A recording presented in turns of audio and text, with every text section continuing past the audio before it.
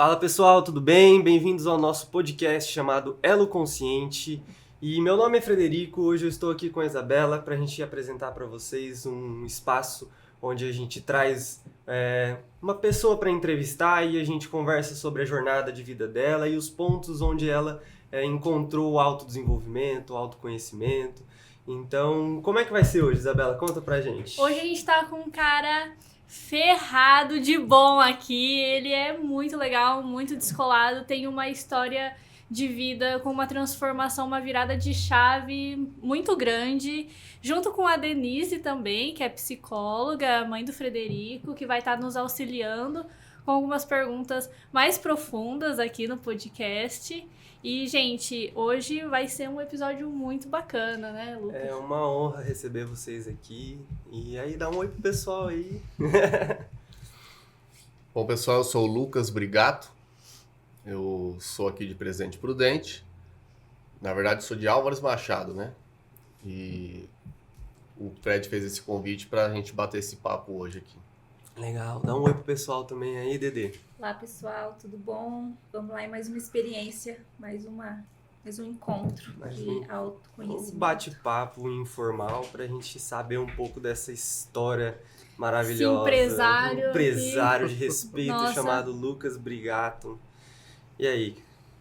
Você começa ou eu começo?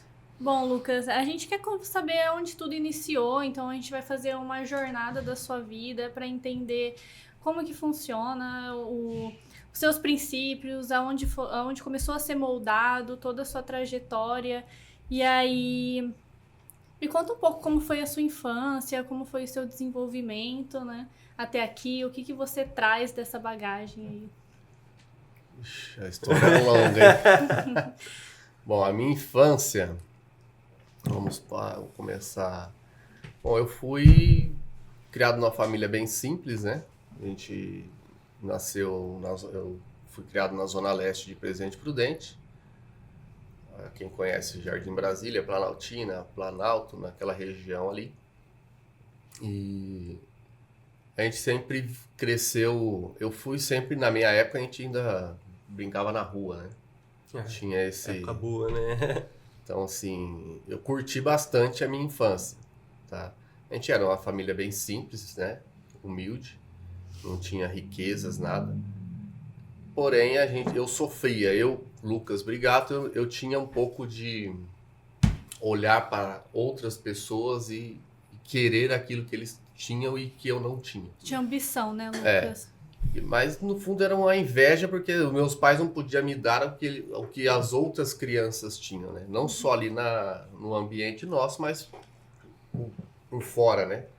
Você via as outras pessoas também. Então eu cresci sempre me questionando o porquê que eu não tinha aquilo, por que eu não estudava na escola particular, por que eu não tinha roupas novas, tênis, videogames. Porém, eu sabia curtir a vida. Eu brincava na rua, corria atrás de pipa, fazia patinete. Então, eu sempre me virei, me diverti do meu modo, né? Porém, dei muito trabalho com meu pai também. Quem Normal, nunca, né? Então, assim, fui crescendo. A gente cresceu dentro de uma igreja, né? Então, tinha as regras que tinham que ser seguidas. Qual religião que é? Católica. Católica. Então... Com o passar do tempo, na adolescência, eu comecei a questionar, né? O porquê. Por que eu não posso fazer isso? Por que eu não posso fazer aquilo? Isso te movimentou de alguma forma a buscar conhecimento ou ir atrás daquilo que você tinha ambição? Ou era só uma revolta, assim? Eu não aceitava algumas coisas, né? Que eram colocadas, tipo, o meu pai colocava as regras e eu não aceitava. Entendi. Ah, mas por quê? Não, porque tem que ser assim. E eu falava, não, mas não é assim. Você precisava de uma explicação eu queria, lógica. Só que, tipo, não tinha. É aqui, ou obedece e pronto. Eu tô te falando que tem que ser assim, é assim. E eu não aceitava, eu batia de frente. E tudo esse enfrentamento tem as suas consequências, né? Que idade isso, mais ou menos?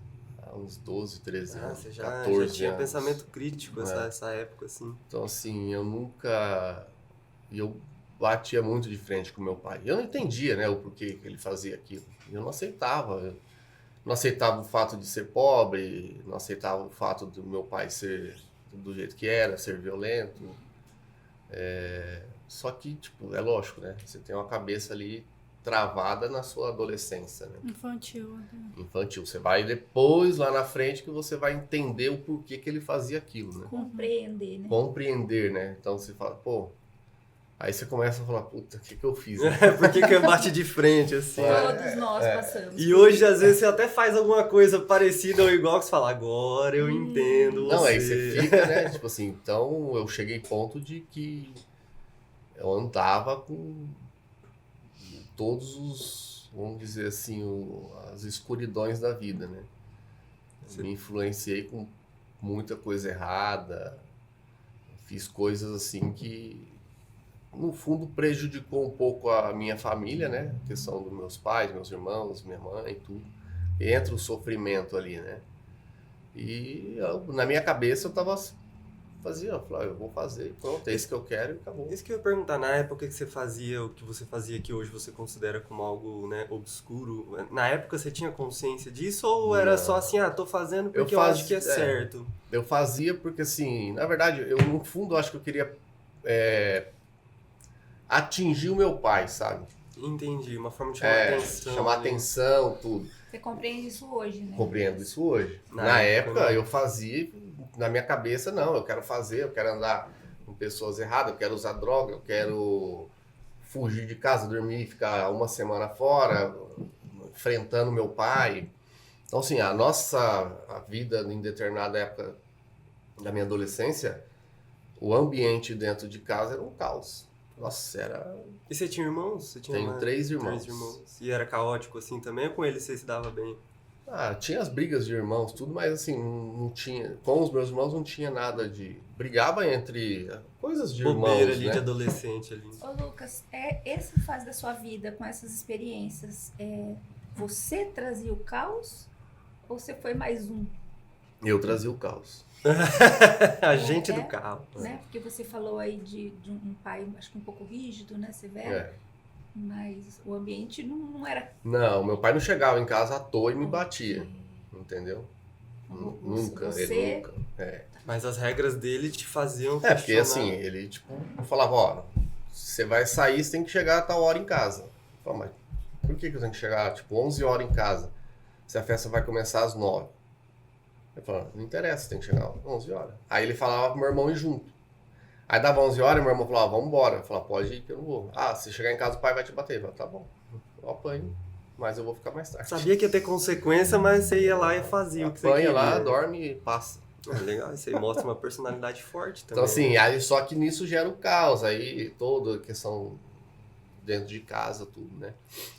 A tristeza, sofrimento de todos. Né? E pra mim, eu cagava e andava, desculpa o palavreado, vamos dizer assim. Fica à vontade, né? Que você tá aberto. Eu não tava nem aí com a paçoca.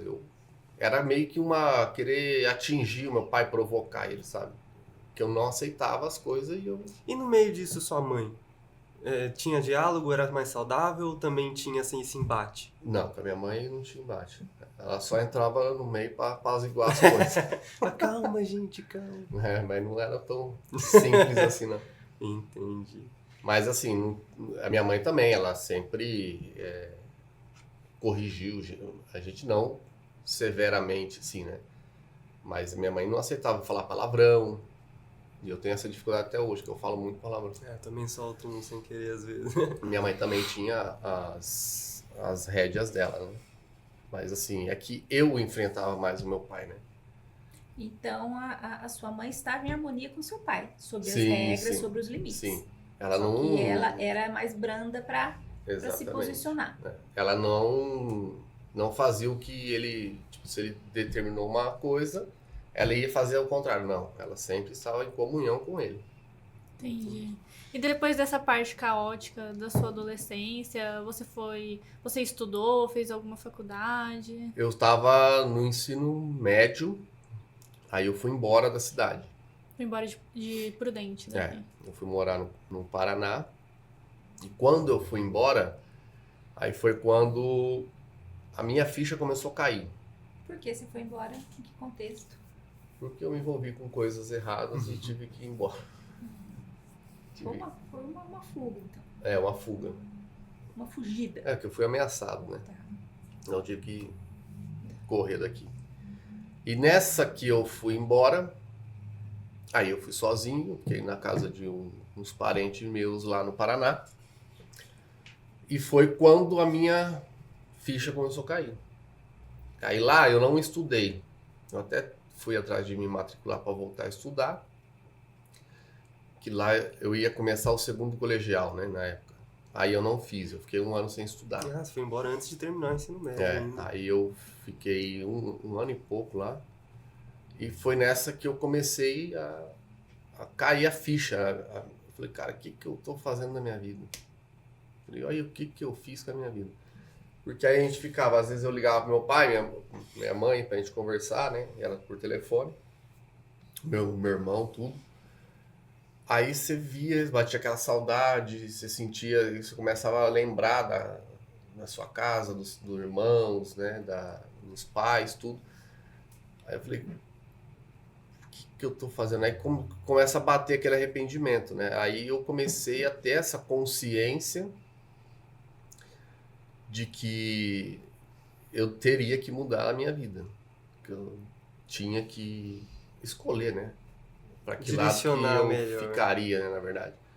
Se eu voltaria para da onde eu estava ou eu partiria para outro rumo. Você teve esse momento de decisão, assim, Tive, pô, aí eu eu- vou mudar o ritmo aí aqui. Mas mesmo assim, você era bem jovem, né? Você tinha Eu 17 tinha anos. 16, 15, 16 anos. Segundo ano, É. né? Do médio. Aí foi quando eu voltei para Prudente. Aí eu voltei para a escola.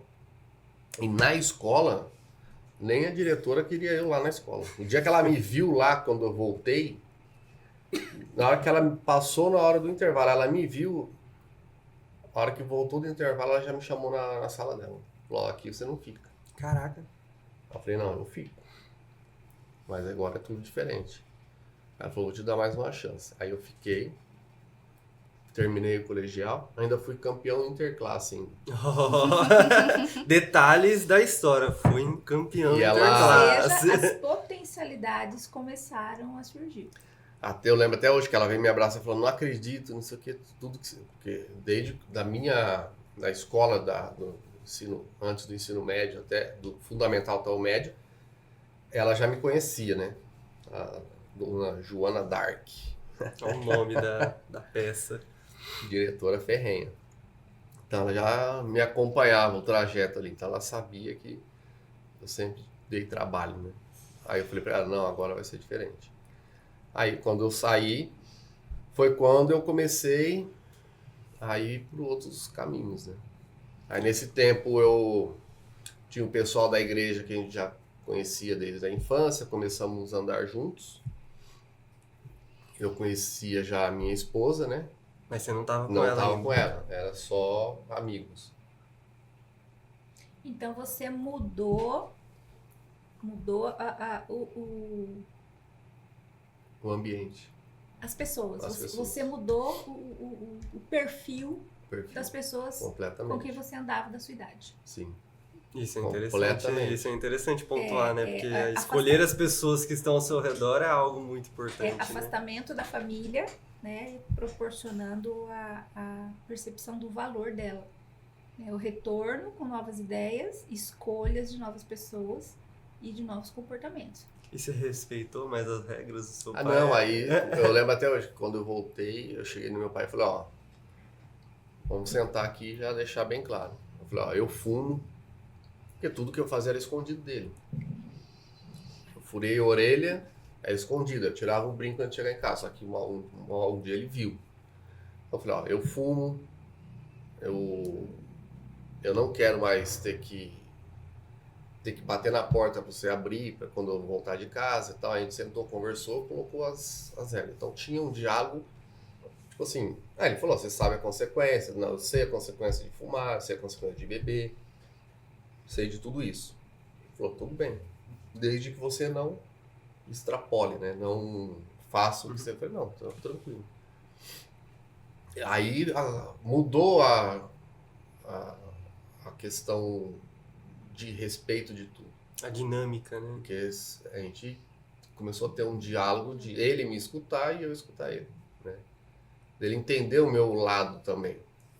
A gente vai fazer uma conexão, é lógico que nem sempre vai casar 100%, mas podemos chegar no meio termo. Mas né? é um elo consciente, pelo menos, né? Sim, sim, aí mudou tudo, aí dali pra frente foi, aí tinha uma chave pra eu chegar em casa, eu falava pra ele, pai, tô indo pra Machado, a gente vai ficar lá na casa do Guilherme, que é meu cunhado hoje, ou de algum amigo e tal. Ah, você volta hoje? Não, provavelmente não, que pode ser que a gente durma lá. Então, a gente comunicava e tal. Aí eu falava, tô indo numa festa e tal. Não tenho hora pra voltar. E Lucas, nesse momento aí, esses rolês de jovem, né? Você tinha que resistir a algo? Tinha um enfrentamento? Ou só pelas pessoas com quem você estava já era tudo mais equilibrado, tranquilo? Na época que eu voltei ou antes? Que você voltou. Não, Nessa aí onde já tinha um acordo com o pai, onde não, você já... tinha, por exemplo, você tinha o ambiente ali que tinha de tudo. Tinha as pessoas que estavam usando droga, tinha as pessoas que estavam fazendo coisa errada, só que a partir daquele momento eu não queria estar ali. Então eu escolhi estar do outro lado. Não, lá atrás tinha também esses ambientes, eu saía, não tinha nada de normal, só que aí eu via que algo tinha acontecendo ali e eu fazia questão de ir pra lá. A escolha sempre foi minha, entendeu? E eu sempre tive consciência de que aquilo era errado, mas eu escolhi fazer o errado. Nunca fui, eu sou um inocente, eu fui enganado. Não, eu tive sempre consciência de que sempre teve o lado bom e sempre teve o lado ruim. Lá atrás, por eu ter essa rincha com meu pai, de enfrentar, de não aceitar, eu escolhia a parte ruim para poder, como se fosse atingir ele, descontar nele, entendeu? Então eu fazia essa... E depois que você adequou ali com seu pai, aí começou a seguir para as coisas mais corretas. É como se tivesse apagado aquilo da minha consciência, né? Entendi. Eu tenho noção, até hoje, você sabe o caminho que tem aí, que anda de tudo, só que, é igual fala, a escolha é sua. Mas aí tem um fator muito significativo.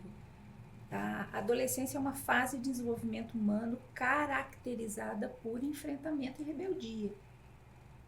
O indivíduo nasce e ele recebe tudo sobre a vida e o mundo, ele recebe do externo, dos pais, parentes, religiosidade, ele recebe. Então chega nessa idade, a própria transformação neurológica, a maturação de algumas redes do lóbulo frontal, que é a capacidade de análise, o que vem para ele? Eu não sou eu sou o que dizem que eu tenho que ser. Tá? Então, é um movimento da natureza. Né? Eu até represento muito para pais, quando eu faço orientação a pais, né? Como o jovem é como um pote cheio de pedrinhas ali, que são os valores, as ideias, as regras, que são acrescentadas não por ele, não é ele que escolhe. Né? Então, chega na adolescência, a natureza tem essa força. Para quê? Para possibilitar a individualização, para vir a identidade própria, o indivíduo em essência. Então, o que o adolescente faz? Ele tem que jogar tudo aquilo fora. Ele joga tudo aquilo fora. Né? Então, ele vai buscar referências no oposto. Tá? Então, tem uma força, né? Se você fez tudo aquilo pelo contexto da família, mas tem uma força da natureza que implicita a rebeldia contra a realidade. Né? É intrínseco. Né? E quando você se afasta, aí você pode analisar os valores. Né? Você e sai, aí fica de fora. Né? Fica de fora. Eu até também represento. Quando passa esse pico da adolescência, se tem um canal de comunicação com os pais, minimamente ali, aí o jovem experienciou algumas coisas, conheceu pessoas muito diferentes, só que aí ele vai olhar para aquelas pedrinhas, entre aspas, aqueles valores, e fala, não, isso aqui acho que é ok. E aí ele escolhe, mas ele vai na referência, né, dos valores familiares. Então... Tem que passar por essa experiência, né, de chutar o balde E sair catando balde depois. É que a intensidade disso, aí sim vai depender dos traços de personalidade, traços inatos, né? Seu tempero como pessoa, sua essência. Que você olhando hoje, você fala, pô, eu entendo que meu pai nunca, jamais ele quis o meu mal, né? Ele nunca desejou na verdade, eu acho que ele nunca quis nem bater em mim, nunca fazer nada, né? É que eu provocava até chegar a esse ponto, né? E hoje eu entendo, falo assim, eu falo, às vezes a gente troca ideia, conversa assim. Aí ele fala, né, perdão por tudo que eu fiz. Eu falo, pai, eu não tenho mágoa nenhuma, não tenho rancor, não tenho, sabe, uma coisa guardada. Porque hoje eu tenho consciência do que eu fiz lá atrás e não foi você chegou e fez do nada. Quando você é provocado, às vezes você tem a capacidade de respirar, aguentar, mas chega uma hora que você explode, né? Então, assim, hoje eu falo tranquilamente que mágoa nenhuma com ele, tenho um orgulho muito grande do meu pai. Né? Você apanhou e sabia porque estava sabia apanhando que e estava tá tudo apanhando. bem. Legal, Mereci. Cara, legal. E aí, nessa época você já tinha conhecido, que você falou, já tinha conhecido a Simone, né? Que hoje é sua esposa. E como que foi chegar nessa jornada profissional que você tá hoje, né? Que você tem a imobiliária. Aí quando eu comecei a namorar a Simone, aí eu terminei o ensino médio, tudo, e eu não sabia o que eu ia fazer. Porque assim, escola pública você tinha que estudar muito, eu vim de escola pública também, nunca fui de estudar, né? A gente vem de uma família que meu pai veio do sítio, tudo, então a gente tinha que trabalhar. E a minha esposa, ela já teve uma educação um pouco mais direcionada, já um pouco mais avançada em termos de ter um valor em cima do estudo, né? Ela já terminou o ensino médio e já começou a procurar questão de fazer faculdade. E eu já estava inserido em outro ambiente que as pessoas que estavam ali já começou a se encaminhar. Meu cunhado passou na Unesp, aí outros amigos nossos já estavam fazendo faculdade de administração, outros de veterinária. Eu ficava, e agora? Eu queria fazer agronomia. Eu sempre gostei de sítio, de mato, essas coisas. Eu falei, cara, agronomia não tem condição de pagar. Na época não tinha FIES, não tinha ProUni, não tinha nada. Eu tinha que pagar do bolso. Eu falei, então esquece. Para passar numa escola pública, teria que ir embora também, não tem como. E acho que, se eu não me engano, a agronomia era tudo integral. Aí fui passando, a minha esposa começou a fazer administração. Aí ela falou, tem vários cursos lá, dá para você tentar fazer um ProUni, eu não lembro, tinha várias opções lá. Aí eu falei, e agora? Aí da lista que eu vi lá, eu falei, vou fazer direito. Aí comecei a fazer direito. Ela me incentivou, puxou, né? Aí a gente começou a fazer direito. E a minha intenção era sempre concurso. Meu sonho era ser policial federal. Caraca. Sempre gostei dessa parte de investigação, de crime, de tudo, assim, como fala, o mistério, né? Desvendar essas coisas. E comecei a estudar e terminei a faculdade, nunca quis ser advogado. Você formou? Então, me formei. Aí nesse meio tempo, na faculdade, antes, ela terminou. Quando eu ia terminar a faculdade, a gente casou. Aí eu comecei a estudar para concurso, estudando. Aí foi quando eu passei no concurso do Correio. Aí a gente foi embora para São José dos Campos. Largou tudo e foi. Já tava com filho ou não? Não. Mas inexperiente, a gente pegou tudo e foi para lá. Em vez de conhecer o ambiente, tudo. Tinha coisa que nem cabia no apartamento. Só levou, só. O rapaz teve um sofá lá que eu acho que quase que quebrou o prédio da MRV lá. O rapaz não entrava nem com reza. Aí ficamos lá, só que aí lá não conhecia ninguém, assim. É muito grande a cidade, só tinha o primo dela que morava lá, só que todo mundo trabalha, tudo. E a gente descobriu que ela tinha engravidado. Aí ela não conseguia emprego, ela começou a entrar em depressão. Porque eu trabalhava da 1 da tarde até 11, meia-noite, 1 hora, fazendo hora extra. E ela ficava sozinha.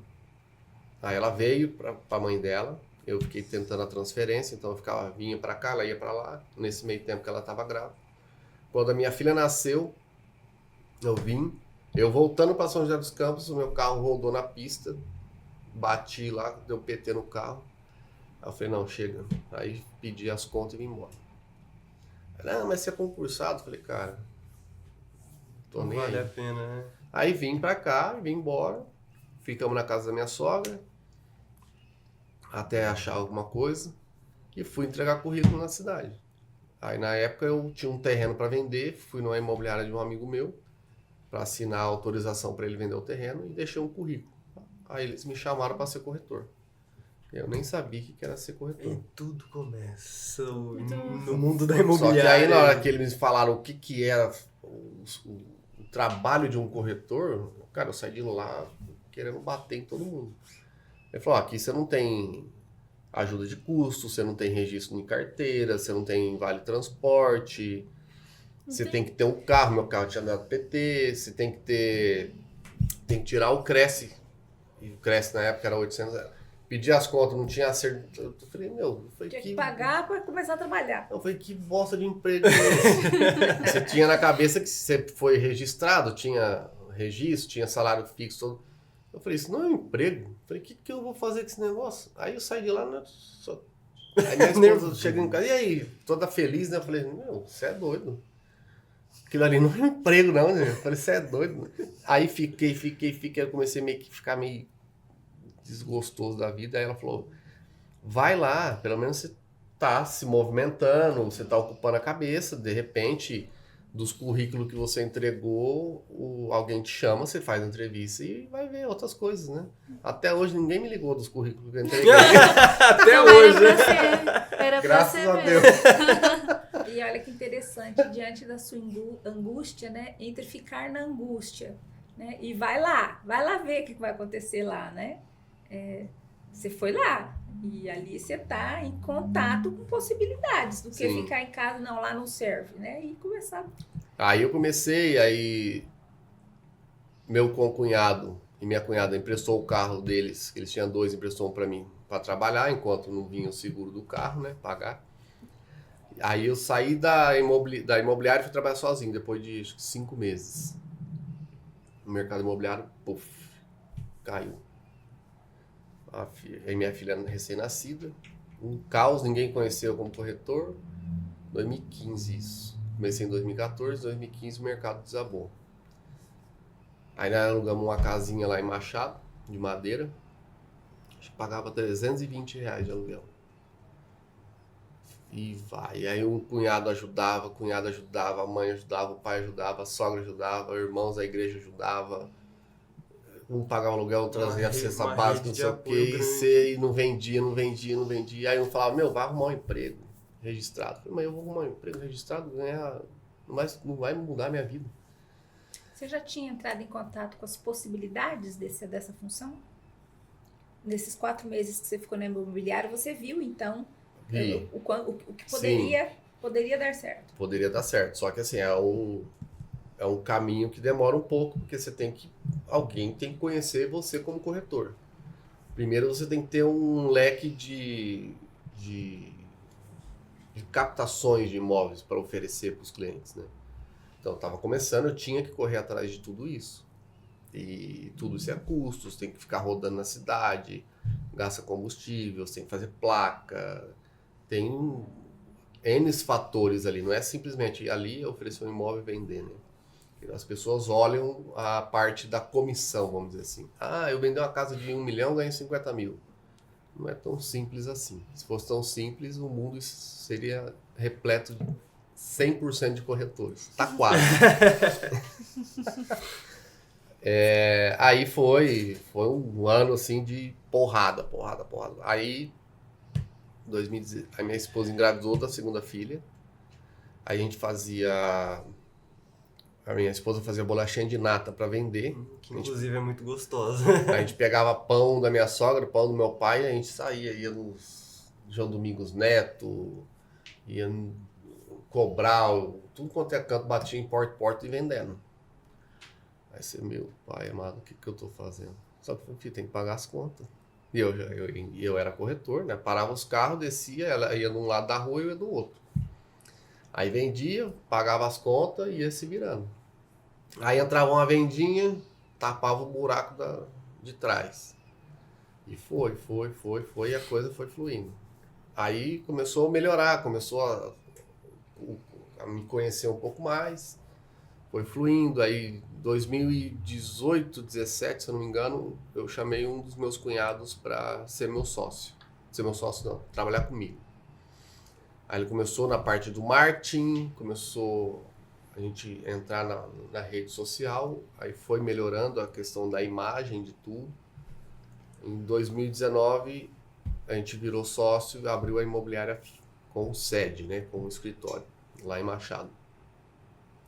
Aí tudo foi fluindo. O meu concunhado que me emprestou o carro lá no início, hoje ele é um dos meus sócios. A gente chamou ele para trabalhar com a gente na parte de locação. Então, assim, tudo foi se desenvolvendo nesse meio tempo. Mas foi sofrido, né? Não foi fácil não, hein, cara. Foi. Mas a gente percebe a persistência. Tá? Carudo. A gente percebe a caminhada na mesma ideia e os indícios de evolução. Sim. Né? É muito comum as pessoas entrarem num projeto e desanimarem com o tempo que demora, né? Você está me dizendo de várias fases ali, né? Você, de alguma forma, você acreditava. Teve um ponto que eu estava assim, estudando para concurso e sendo corretor. Estudando para concurso e corretor. Aí eu passei na Polícia Civil para investigador, só que na nota de corte eu não classifiquei. Eu estava assim, na classificação, mas eu não fui para a segunda fase. Então eu já estava quase entrando. Só que chegou um ponto que aí o meu cunhado e o meu irmão falou assim, cara, você tem que cagar ou sair da moita. Ou você vai estudar, ou você assume a profissão que você tem. Que não tem como. Porque eu não tinha condição de fazer os dois, porque eu não tinha condição financeira de sentar ali, estudar, fazer tudo e depois ainda trabalhar e fazer aquilo. Você tem que escolher. Aí, da noite pro dia, eu peguei todos os meus livros, fui no sebo, doei pro sebo, falei, não vou mais estudar, eu vou assumir a minha profissão. E comecei dali pra frente, falei, não, agora é só isso aqui.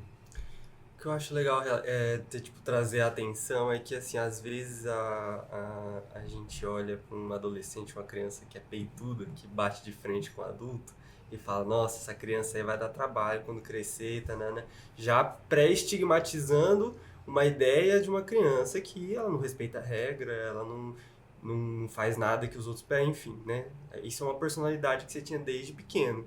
E aí a gente transporta essa personalidade para hoje, você peitou a vida, cara. Você peitou o desaforo financeiro, você peitou uma saída, você peitou o retorno, você peitou conversa com seu pai.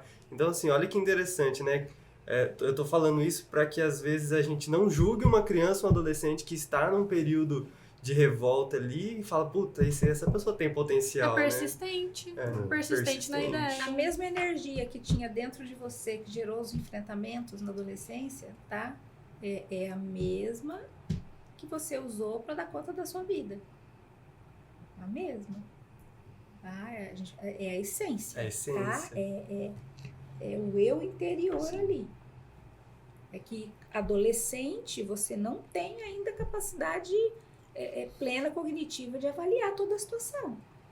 Você só tem uma pulsão de vida que te empurra para uma autonomia, né? Um caminho único.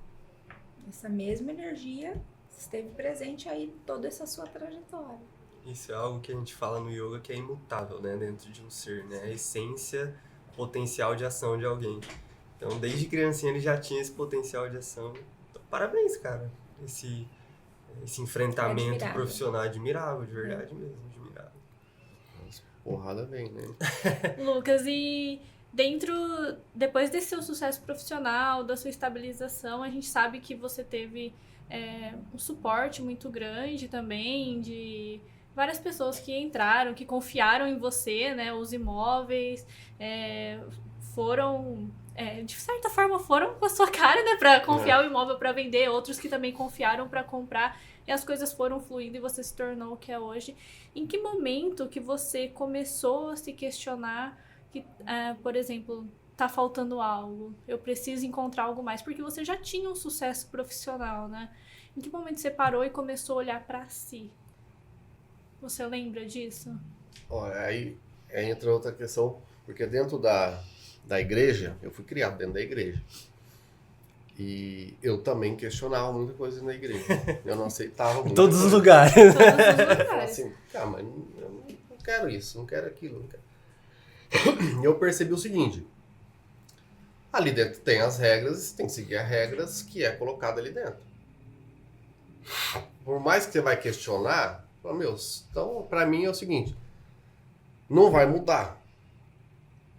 Porque eu tô questionando, eu não aceito, então ou eu aceito e fico quieto e continuo, ou eu vazo dali. E chegou um ponto da minha vida que eu falei, não quero mais isso.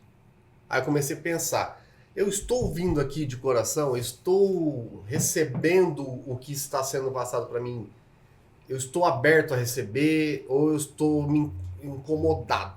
Eu estou fazendo só por fazer? Eu percebi que eu estava fazendo por fazer. Eu estava indo por ir. É protocolo, né? Um automático. É, porque a família inteira tá lá, a família da esposa inteira tá lá, os amigos estão lá, e você cresceu naquilo durante anos, metade da sua vida você esteve ali. Só que eu falei, cara, eu não vou morrer por sair daqui. Eu falei, não quero mais. Aí minha esposa continuou um tempo, aí depois ela saiu também. Aí eu falei, ó, não quero mais. Aí eu comecei a perguntar, eu falei, cara, você tinha aquele medo, né? Mas Deus vai te castigar, que sua vida vai virar um inferno, não sei o que. Eu falei, isso pra mim não me atinge, isso eu não acredito. O Deus que eu acredito, ele é amor, Um cara bom, né? ele é fofo. Gostei da expressão. Deus é amor. Ele compreende os nossos É, questionamentos. ele não vai me castigar porque, sei lá, eu julguei o próximo. Isso pra mim não cola, entendeu? Aí foi... Eu tava em paz comigo mesmo. Beleza, fui vivendo a vida. Um belo dia, eis que surge o tio da minha esposa, O Cido. Cido Pereira. De Cido. Eu vou trazer ele aqui ainda, É. viu? Ele é o cara. Não, ele... Fantástico. Eu fui buscar carne, eu morava na chácara, e eu voltando na rodovia, eu e a Simone, ele passou do meu lado de carro, isso um domingo de manhã. Eu falei, seu tio ali. Aí ele falou, vou mandar mensagem se ele quer vir almoçar aqui em casa. Aí ele falou, não, estamos indo. Aí na hora que ele chegou lá, nós conversando, ele falou, eu falei assim, de onde você estava vindo de manhã, que você passou do meu lado, ali na rodovia? Ele falou, eu estava em Assis. Em Assis, é? Aí ele falou assim, daqui a pouco eu te conto. Aí ele me chamou no canto, assim, e tal. Aí ele falou assim, então, a gente vai em Assis porque a gente... Lá tem uma casa... chama Santa Luz, e a gente faz uma consagração lá, de uma medicina sagrada, e ela chama ayahuasca. Eu vou falar? Falei, mais ou menos, um amigo meu tinha falado uma época, né?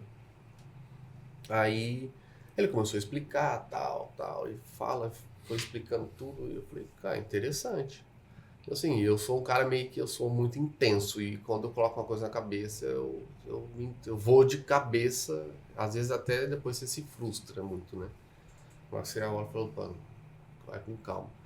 Aí ele falou, mas primeiro você vai estudar. Aí ele começou a mandar um monte de artigo, de vídeo, de não sei o quê. Primeiro você vai estudar.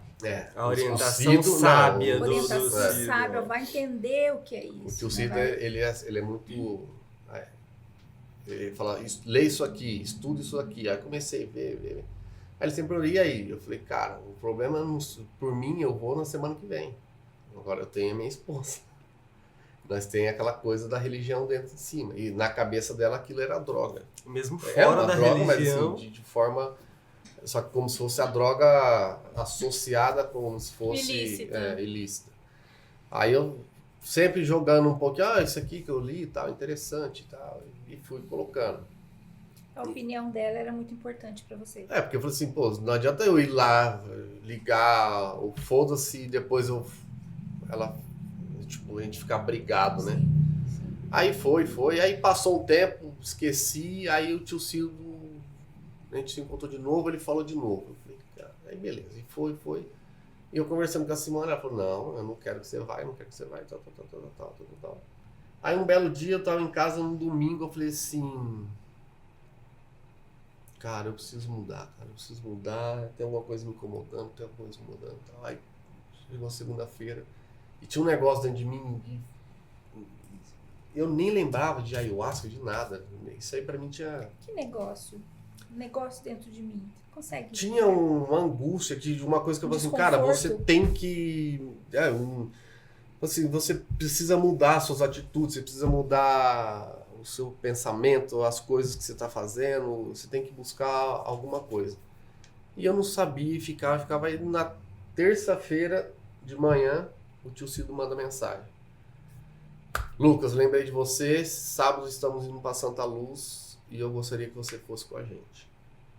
Eu falei, ixi. Aí eu falei assim, eu vou. Sem conversar com a Simone. Falei, eu vou. Ô Eloy, dá uma erguida nesse ar aí, tá um pouco geladão, por favor. Vem café aí. Vou pegar, mas... Tá.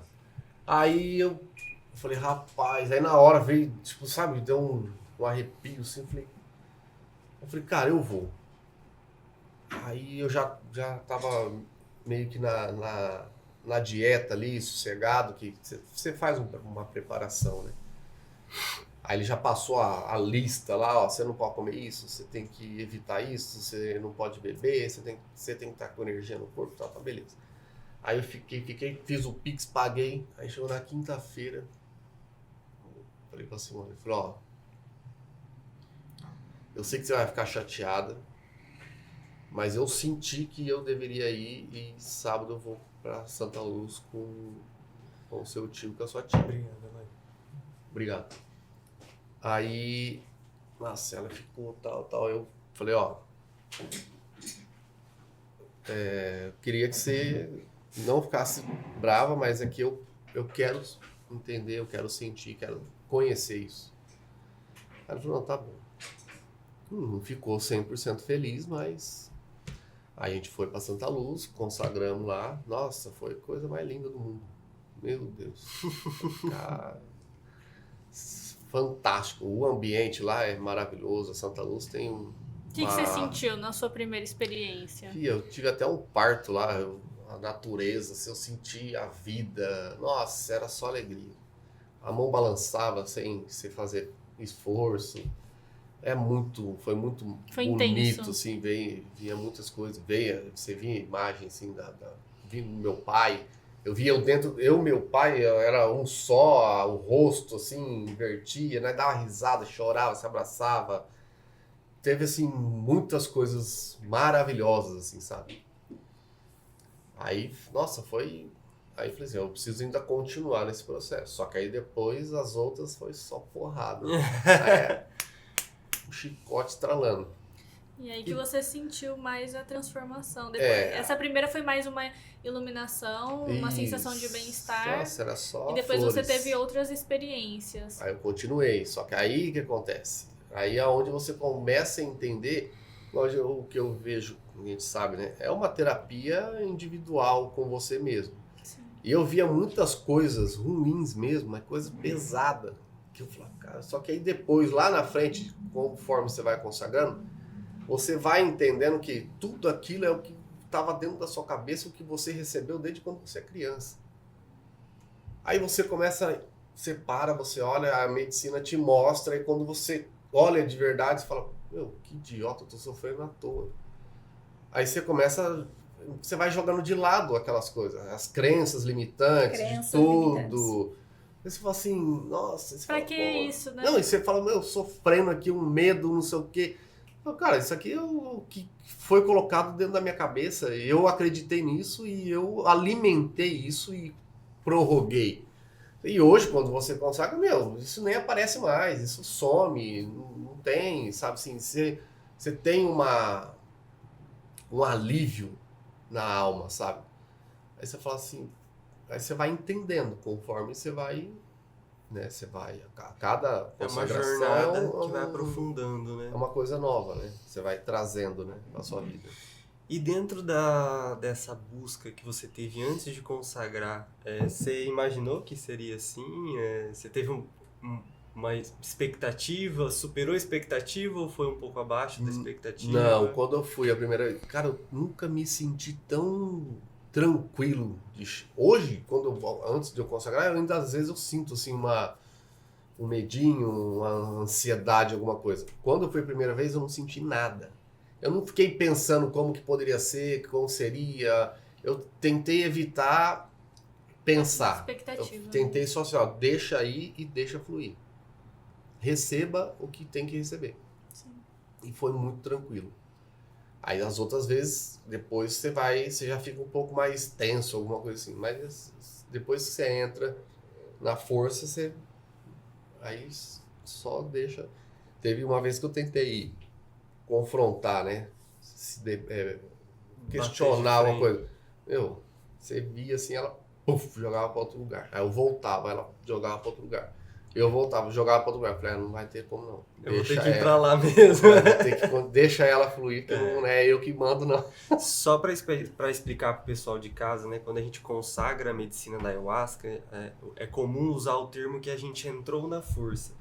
Isso significa que a gente entrou no processo de autoconhecimento, de cura, na força da natureza, né? A força ela pode ser falada Deus, enfim, qualquer coisa que esteja relacionada com o divino, com conexão, é essa força, e é essa força que conduz o processo, né? A musicalidade do processo conduz tudo, mas é essa força que vai falar assim, não, você precisa enxergar isso, você precisa olhar para isso aqui, mesmo que você queira levar o processo para outro lado, ela fala, não, vem aqui com a tia, que a tia vai te mostrar o caminho correto. De forma científica, é quando o DMT age no cérebro e começa o seu inconsciente toma conta, porque quando nós não temos nada agindo dentro do nosso corpo, né? A gente consome uma substância e ela age no nosso cérebro. Então, quando a gente não tem nada no nosso corpo, o nosso consciente está tomando conta, tem o subconsciente e o inconsciente. E normalmente a gente não tem acesso ao inconsciente.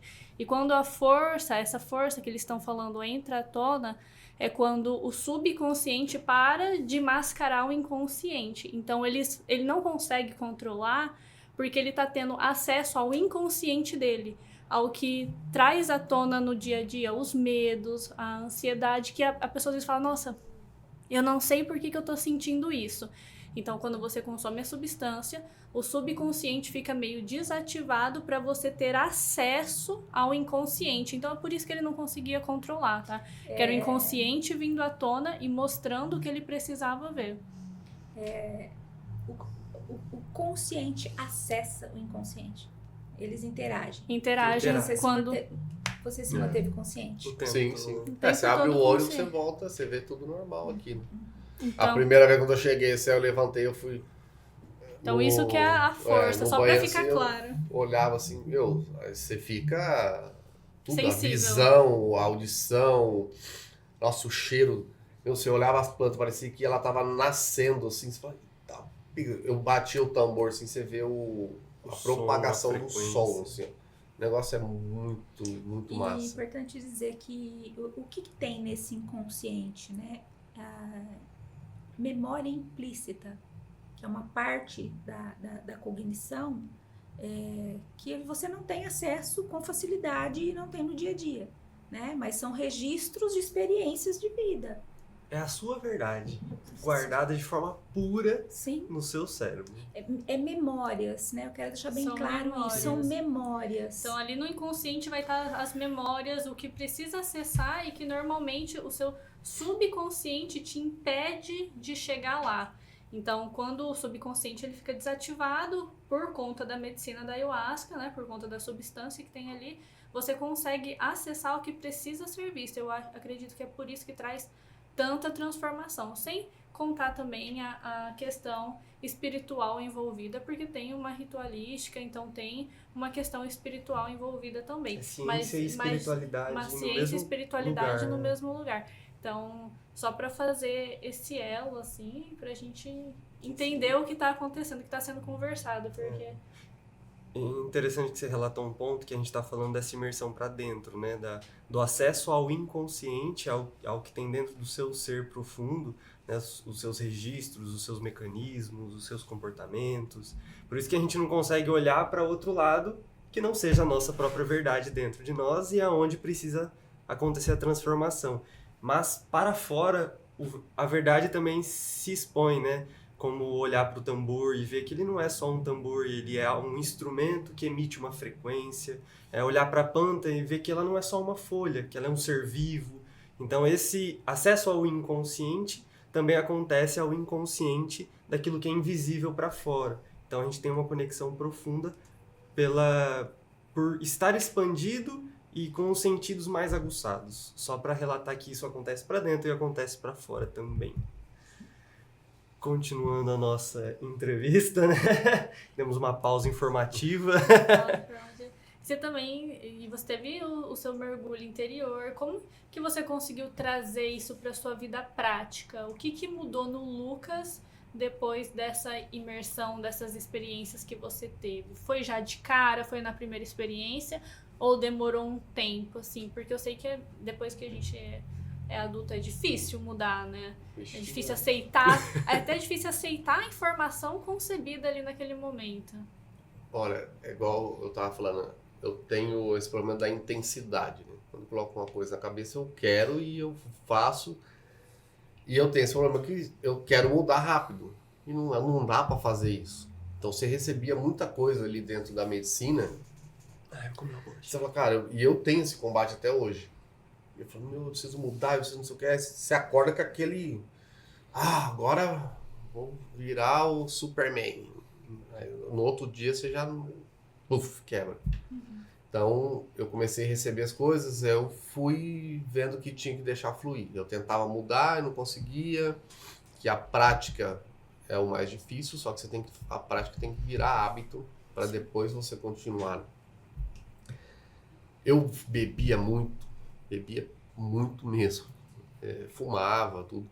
Aí eu falei, eu vou parar de fumar, vou parar de beber. Aí achei que não ia conseguir, fiquei um ano passado inteiro sem parar de beber. Sem beber, na verdade. E nesse meio tempo, eu parei de fumar também. E foi muito tranquilo, eu achei que ia ser uma luta. E pra mim foi muito de boa, assim. E eu acredito que teve essa consciência, porque assim, quando você expande a sua consciência, parece que ela não volta 100% fechar. Porque eu comecei a ser um pouco mais crítico em muitas coisas, eu comecei a ter mais interesse de estudar, coisas que eu nunca tive, principalmente na minha adolescência. Comecei a buscar mais informações de muitas coisas, principalmente relacionadas à espiritualidade, à questão de consciência, inconsciência, questão política, questão religiosa, tudo. Comecei a buscar informações, não ficar preso em uma única verdade. Sim. E também eu tenho minhas filhas e tenho minha esposa, então a minha luta hoje constante é a mudança em relação a elas, sabe? Como pai, como esposo. Como pai, como esposo, isso é o que eu me cobro mais hoje. E eu recebo isso na medicina e eu tenho essa dificuldade na prática de colocar isso. Então eu sei que assim, não vai ser da noite pro dia.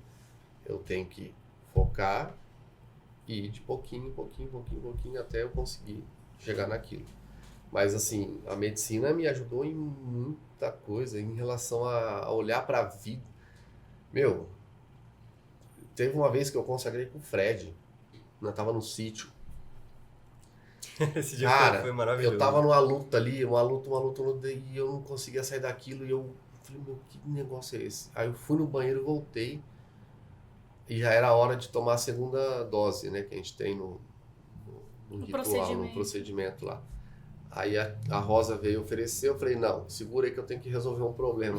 Aí eu deitei de novo, puf, o negócio clareou. Rapaz, aí eu falei, eu quero ver o céu, quero ver as estrelas. Aí eu saí na grama assim, aquilo eu sentia uma coisa, eu comecei a ver a vida de verdade. Eu falei, meu, eu não conseguia olhar para a vida. Igual você falou, se você sair daqui e vir para fora e olhar aquele ambiente e falar, meu, olha como que eu perdi tanto tempo sabe, você não dá o valor em tudo que você tem ao redor, você não olhar o que está acontecendo, você não observar o que está acontecendo. Eu comecei a ter mais essa conexão, sabe, com a natureza, com a... Não que agora eu Com água, agora. planta, tudo, não, mas você ter, falar, meu, ali é uma vida. Tudo é vida, tudo é conexão, tudo tá relacionado, sabe? Tudo é sagrado. Tudo é sagrado. Tudo é de Deus. Então, assim, a conexão, eu falar, o divino, ele tá em tudo. Ele tá aqui. Ele é. Uma Entendeu? coisa é você ouvir que Deus é tudo, está em tudo. Outra coisa é você sentir a presença da força criadora. E é interessante que quando você fala, né, daquele seu período dentro da religião, você estava buscando exatamente Não, eu isso. nunca senti. Eu igual falar assim, todo mundo fala, né? Você tinha que colocar a ayahuasca na caixa d'água da Sabesp. Todo mundo tinha que sentir um pouquinho. Aí você sentia essa conexão com o divino de verdade. Porque, cara, é inexplicável. É só quem experimentou que vai saber, né? E a gente tem que ficar atento sobre acreditar, né?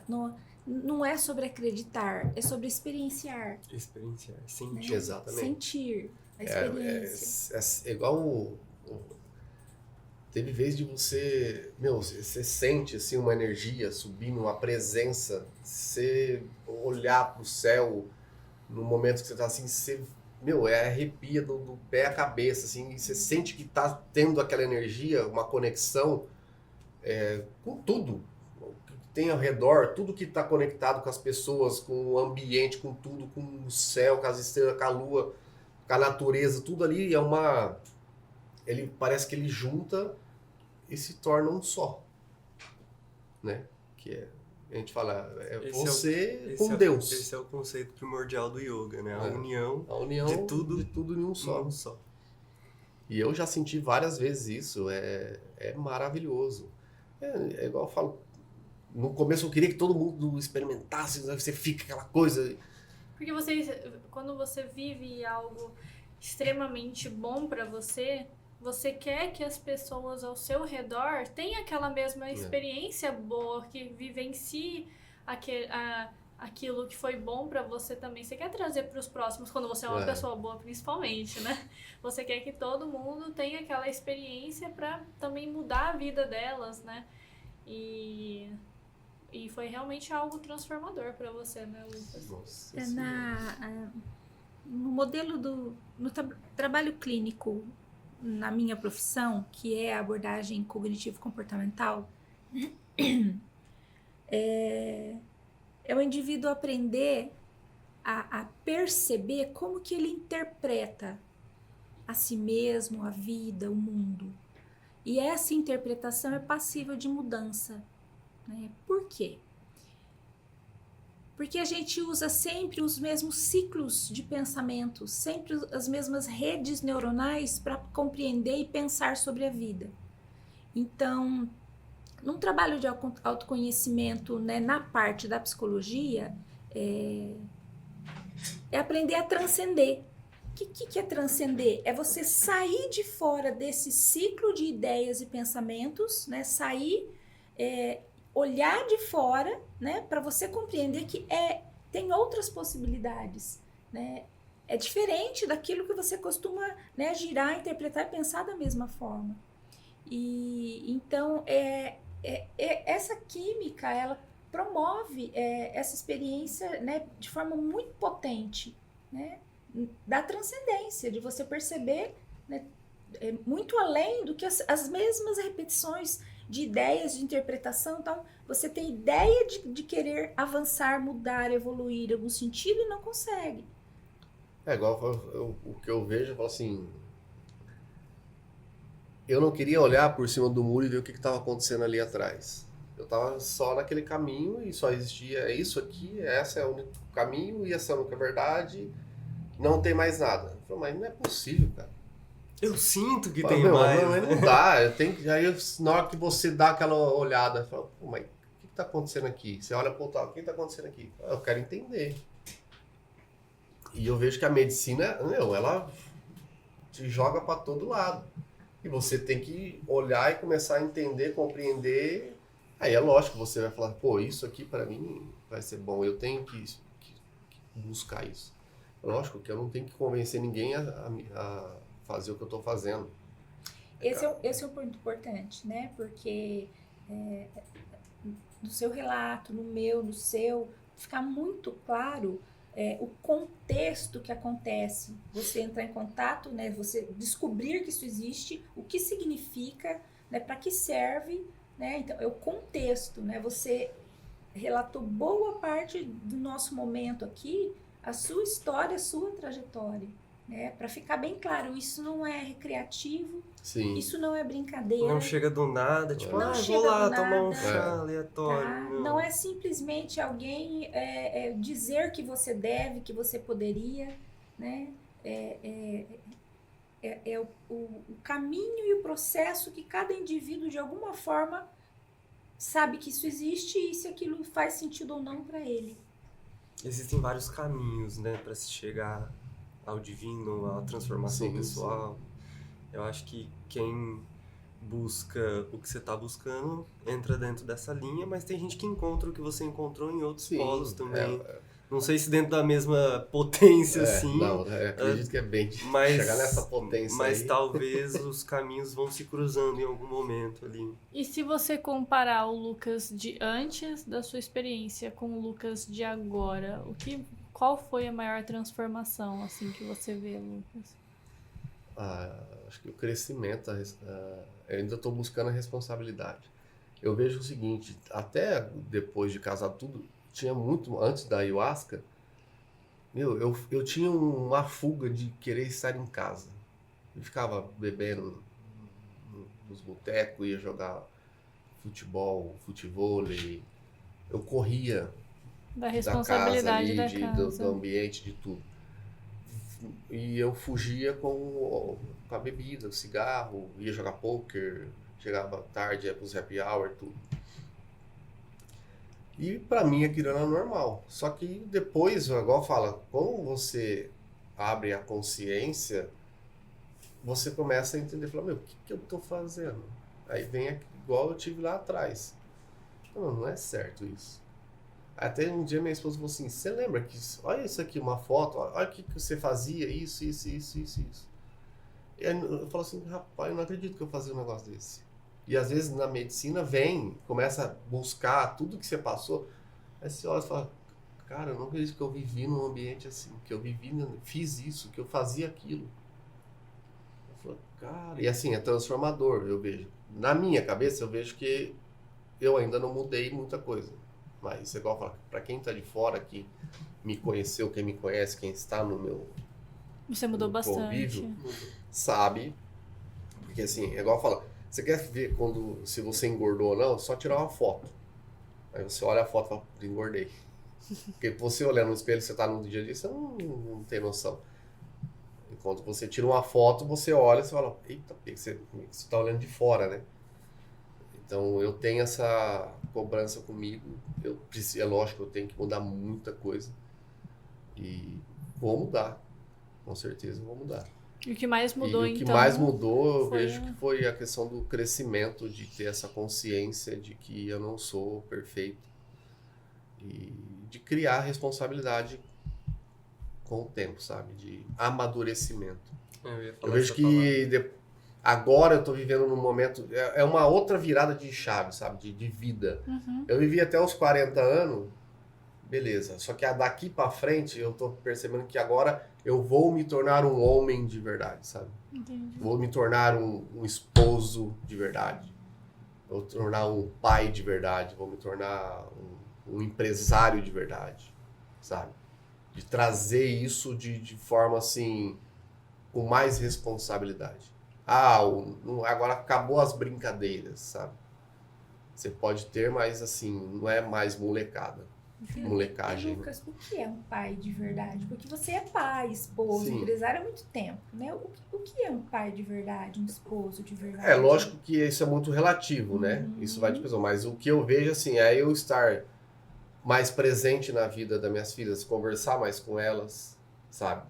Sentar, entender compreender, escutar elas. Muito bem. Eu tenho essa dificuldade muito grande de escutar, de sentar e escutar. Até assim, minha esposa até briga comigo, falou assim, pô, mas só eu falo. Aí eu falo, não, você tá certo.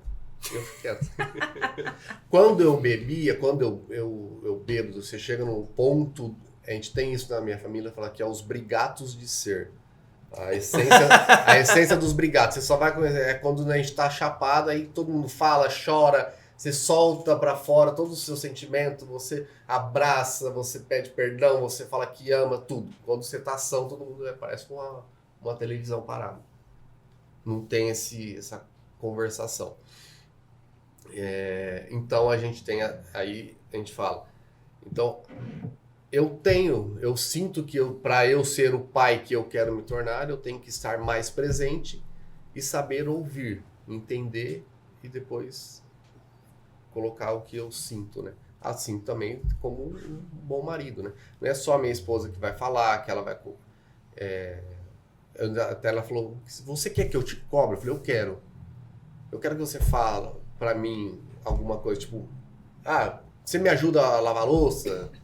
Você me ajuda a fazer tal coisa? Eu falei assim, eu quero que cobre. Porque às vezes eu tô ali parado e eu preciso, parece que de um start, sabe? Eu falei, não, me cobre. Até eu começar a compreender e começar a fazer sozinho certas coisas, sabe? Pra entrar na sua rotina. Exatamente. Porque às vezes eu tô preso numa personalidade Comportamento minha, num que comportamento que eu tô acomodado ali. E eu preciso quebrar isso. Eu preciso mudar isso para me tornar o pai que eu quero ser, né? Não que existe um pai padrão, o pai é assim, assim, assim, assim. Não, Cada um é cada um, né? É o melhor que você pode Exatamente. ser. Né? Só que eu ainda me sinto que eu ainda não me tornei o pai que eu gostaria de ser e nem o esposo que eu gostaria de ser. Estou em busca disso. Você enxerga, né, o espaço de evolução nesse vínculo e nessa relação. Sim. Né? E você quer avançar nisso. Sim. Então eu tenho muita dificuldade na questão de elogiar pessoas. Tá? Às vezes eu tenho uma admiração pelas pessoas, mas eu não tenho eu não consigo chegar e... Esse start, né? Até o Du fala, né? Fala assim, nesse consagrama, eu falei, me dá um abraço. Ele, você me pedindo um abraço? Falou, rapaz, eu preciso abraçar, porque isso é raro. Mas isso me lembra algo muito comum na clínica, né? Trabalhando emoções positivas, por exemplo, né? Dentro de um contexto. Então, quando você fala de um determinado sentimento, de afeto, amor, né? É muito comum, as pessoas não... Quando você aprofunda no conceito, né? E quando você sente o amor, o bem-querer, quando você sente, quando você reconhece essa emoção dentro de você, muitas vezes o indivíduo não reconhece. Então eu te pergunto, quando você tem essa cena onde você admira um determinado comportamento de alguém, que seria o episódio para o elogio, você reconhece dentro de você? Tipo, que legal que ela fez aquilo, nossa, estou admirado. Você reconhece? Sim, reconheço. Só que aí o colocar para fora que expressar que tá exatamente o gatilho ali, né? Lucas, e pra que mensagem que fica pro pessoal que tá ouvindo a gente aqui, pra quem tá começando a jornada espiritual, que mensagem que você daria pra essa pessoa? Chega assim hoje pra você e fala assim, Lucas, me dá um conselho. Eu diria que esteja aberto. Esteja aberto. Sem preconceito? Sem preconceito. Receba de coração aberto mesmo, de corpo e alma, e depois você vai começar a compreender tudo que você está recebendo. Porque se você ficar bloqueando, é pior, né? Então, acho que não se bloquear com tudo que você está experimentando, sabe? De todos os tipos de religião, política, profissional, pessoal, tudo. Receba e depois você vai analisando passo a passo. Porque eu acho que se você Sem pré-julgamento. sem pré-julgamento. Porque isso dificulta muito, né? Abrir espaço pro novo, né, cara? Hoje eu compreendo. Se você estiver aberto, uma das dificuldades que eu tenho também é de os posicionamentos de tudo. Hoje, principalmente, a questão política está complicada. Mas você tem que ter respeito, né? Respeito em primeiro lugar. Pela opinião, pelo que outro Respeito pensa. pelo que diferente. pensa. Pelo diferente. Pelo Não é contrário, porque você pelo oposto. é de um time e eu de outro que você não é uma pessoa boa. Sim. Então, eu acredito que tem que ter esse respeito. A gente pode conviver juntos e com mais harmonia e separando as suas crenças, suas ideologias de tudo. Perfeito. Acho Abertura. que a abertura é, acho que, o principal. A gente precisa se abrir pra gente É. criar um elo consciente, né? Exatamente. Só para pontuar, assim, né? Aqui a gente está falando sobre diversos despertares, né?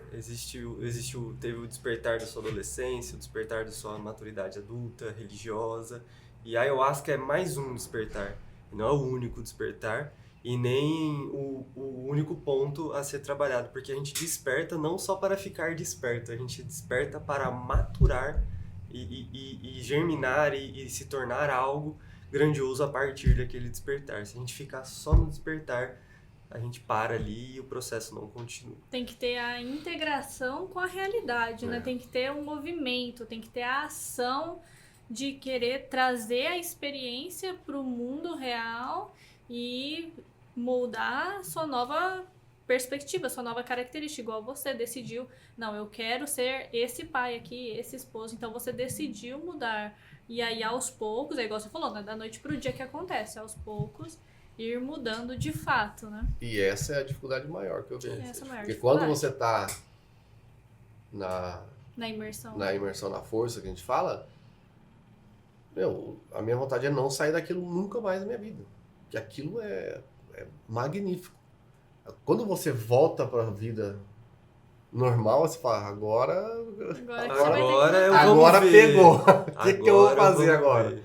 Aí antes você fala, mas agora eu vou ter que dar um jeito. Ou aprender a me conectar com aquilo sem o acesso da medicina. Lucas, e pra fechar, assim, qual mensagem você deixa de toda essa sua trajetória? Gratidão. Gratidão. Gratidão. Eu aprendi muito sobre essa palavra. Acho que eu sou grato pela vida que eu tenho. Vixe, muito grato. Pelas pessoas que me acompanharam até aqui. Que massa. Que bonito. Eu senti até um negócio forte aqui. Muito bom. E você, Dedê, tem algum parecer final psicológico, clínico e assertivo que você sempre tem? Não, foi muito. Eu me sinto honrada de conhecer histórias, né, de ouvir a trajetória. Muito bonita a sua trajetória. E você está em plena execução na vida dessas experiências que você tem na imersão, né? E acho que se eu pudesse dar uma pitaca aí, né? Você reconheceu o desejo de elogiar, de verbalizar para o outro algo que você reconheceu nele que é bom, né? A gente só muda fazendo, né? Então, é o comportamento que precisa existir. Não tem que acontecer nada antes. Você já tem todo antes que precisava acontecer, né, para que você passasse a emitir esse tipo de comportamento, você já tem.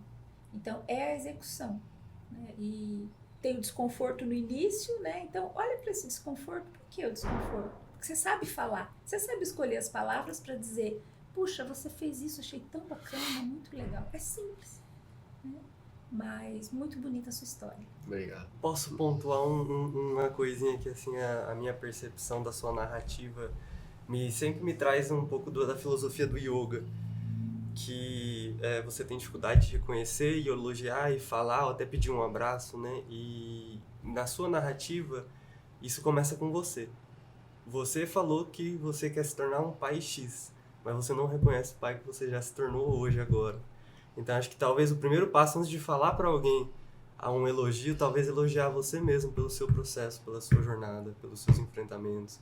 Olhar no espelho às vezes e falar assim, pô, Lucas, parabéns por chegar até aqui. Eu sei que você quer chegar lá, mas parabéns por chegar até aqui. Porque quando o processo acontece em você, fica mais fácil para o outro também. Então, quando eu me elogio, fica mais fácil elogiar o outro. Então, talvez o conselho do yoga para você seja esse. É uma Legal. terapia de podcast aqui, né? Mas... Quando a gente fala de gratidão, né, também lembro que a gente só tá trazendo essas histórias à tona por conta da Spark que disponibiliza esse espaço gratidão aqui. mesmo. Então, muito obrigada para todo mundo conhecer essas histórias, às vezes identificar algo e levar para a vida também, que seja bom. Então, muito obrigada, Spar, por estar fazendo esse podcast acontecer, né, que é a gravadora.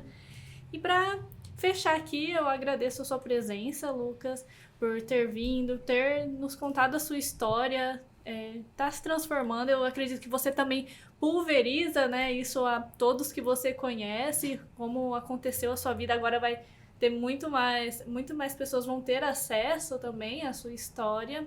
Agradecer também a Denise, que está conosco aqui hoje, trazendo todo o seu conhecimento, né, e disponibilizando aqui para enriquecer o nosso podcast. Obrigado, Fred, também, né? Que além de meu companheiro, também é meu sócio. E muito obrigado, pessoal, por estar presente em mais um podcast do Elo Consciente. Até a próxima. Valeu! Valeu!